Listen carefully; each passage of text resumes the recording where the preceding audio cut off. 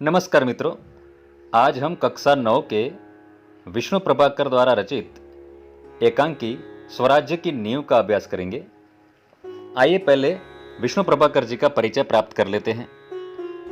विष्णु प्रभाकर का जन्म मुजफ्फर जिले के मीरनपुर गांव में हुआ था।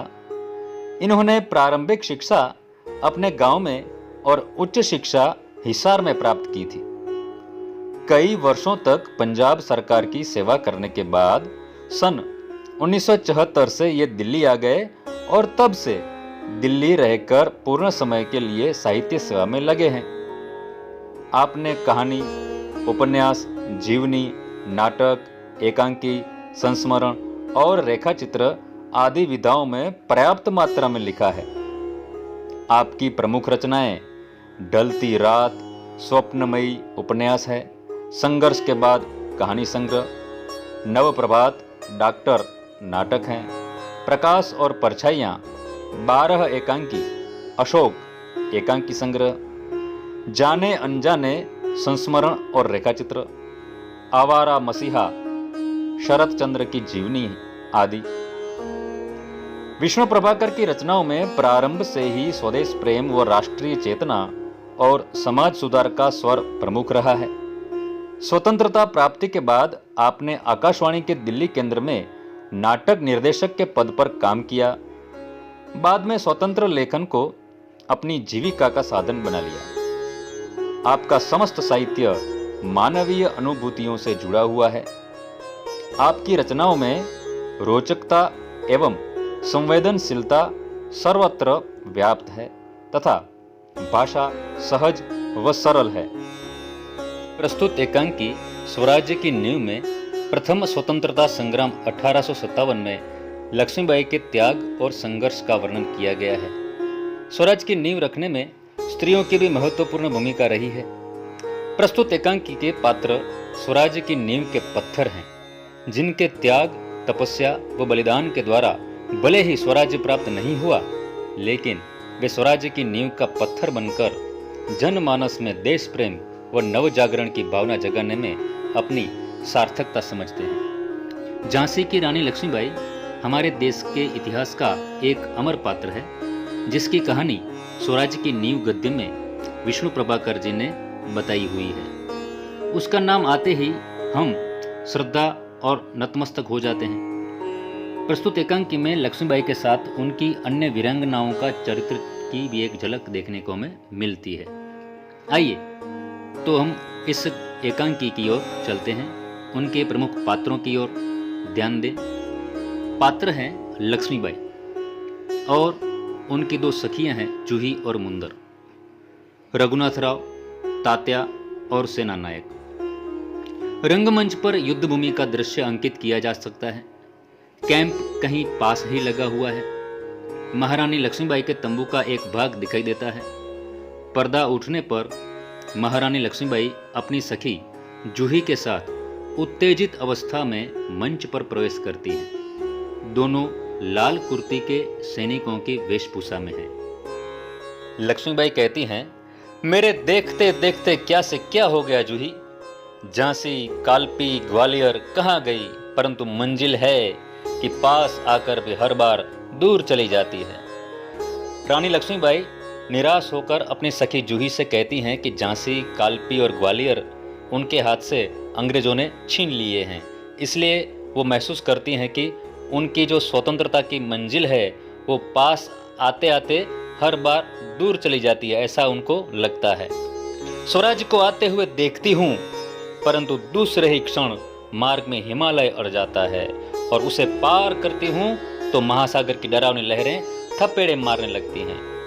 वो कहती हैं कि स्वराज्य अपना राज्य, स्वराज्य मतलब स्व, खुद का राज्य आते हुए देखती हूँ। वो देखती हैं पर ऐसा लगता है कि जैसे हिमालय जैसी कोई और बाधाएं आ जाती हैं और उन बाधाओं से वो निकल कर आती हैं तो महासागर की तरह डरावनी लहरें जो किनारों पे थपेड़े मारकर टकराती हैं, ऐसी बाधाएं उनके सामने उपस्थित हो जाती हैं। उनसे जूझती हूँ तो नाविक सो जाते हैं, मतलब उनका सामना करते हैं तो उनके जो मल्लाह हैं, खिवैया हैं, जैसे सिपह सालार सैनिक हैं, वो सोए पड़े रहते हैं। देखो जूही, उधर क्षितिज पर देखो, कैसी लपलपाती हुई लपटें उठ रही हैं। सारा आकाश धूम घटाओं से छाया हुआ है। वो अपनी सखी जूही से कहती हैं कि उधर क्षितिज, क्षितिज मतलब एक काल्पनिक रेखा है जहाँ धरती और आकाश मिलते हैं, ऐसा आभास होता है। वहाँ लपलपाती लहरें, लपटें उठ रही हैं। लपटें मतलब ज्वालाएं उठ रही हैं। सारा आकाश धूम घटाओं से छाया हुआ है, जैसे सारा आकाश धूम्र से छाया हुआ लगता है। प्रलय की भूमिका है, लेकिन राव साहब हैं कि रक्तमंडल की छाया में ऐशो आराम में मशगूल हैं। प्रलय, प्रलय की जो एक भूमिका की बात है, मतलब सर्वनाश होने वाला है ऐसा प्रतीत होता है। और उनके जो सिपे सालार हैं राव साहब, वो भोग विलास में ऐशो आराम में डूबे पड़े हैं। आवेश में आते आते सहसा मौन हो जाती है। जूही कुछ कहने के लिए मुंह खोलती है कि महारानी फिर बोल उठती हैं, जूही, जूही, मैंने प्रतिज्ञा की थी कि मैं अपनी झांसी नहीं दूंगी, लेकिन झांसी हाथ से निकल गई। जूही वो अफसोस करती हैं। वो कहती है मैंने प्रतिज्ञा की थी, पर झांसी अब हाथ से निकल रही है। सहसा तीव्र होकर वो तेज हो जाती हैं। नहीं नहीं, झांसी हाथ से नहीं निकली, मैं अपनी झांसी नहीं दूंगी। मैं अकेली हूं, लेकिन उससे क्या, मैं अकेली ही झांसी लेकर रहूंगी। यहाँ पर वो तीव्र होकर अपने अकेले होने पर वो डरती नहीं है और अपनी झांसी अकेले ही हासिल करके वो छोड़ेंगी, ऐसी प्रतिज्ञा की बात करती है। जूही लक्ष्मीबाई से कहती हैं, कौन कहता है आप अकेली हैं महारानी? आप तो गीता पढ़ती हैं, फिर यह निराशा कैसी? जूही रानी लक्ष्मीबाई को गीता की बात बताती हैं। भगवान श्री कृष्ण ने महाभारत में अर्जुन को गीता सुनाई थी जब वो निराशा की गर्ता में डूब गया था। गीता में हर वो बात है जो इंसान को निराशा, कुंठा, चिंता मिटाने में मदद करती है। लक्ष्मीबाई कहती हैं, मैं निराश नहीं हूँ, मैं जानती हूँ कि मैं झांसी लेकर रहूंगी, लेकिन क्या तुम नहीं जानती कि उस दिन बाबा गंगादास ने मुझसे क्या कहा था? लक्ष्मीबाई जूही से कहती हैं कि मैं निराश कतई नहीं हूँ, लेकिन गुरुदेव बाबा गंगादास ने मुझसे क्या कहा था तुम जानती हो? जब तक हमारे समाज में छुआछूत और ऊंच नीच का भेद नहीं मिट जाता, जब तक हम विलास प्रियता को छोड़कर जनसेवक नहीं बन जाते, तब तक स्वराज्य नहीं मिल सकता। वह मिल सकता है केवल सेवा, तपस्या और बलिदान से। लक्ष्मीबाई जूही को बाबा गंगादास जी गुरुजी की बात याद दिलाते हुए कहती हैं कि हमारे समाज में जो ऊंच नीच का भेदभाव है, बड़े छोटों का भेदभाव है, अस्पृश्यता मतलब कि छुआछूत का जो भेदभाव है वो मिट जाएगा, और साथ साथ हमारे जो जन सेवक हैं वो विलास प्रियता, आनंद उपभोग से बाहर निकलेंगे, तब जाके हमें खुद का राज्य, स्वराज्य मिल सकता है। और उसके 3 स्तंभ हैं, सेवा, तपस्या और बलिदान। ये तीनों द्वारा हमें स्वराज्य मिलेगा।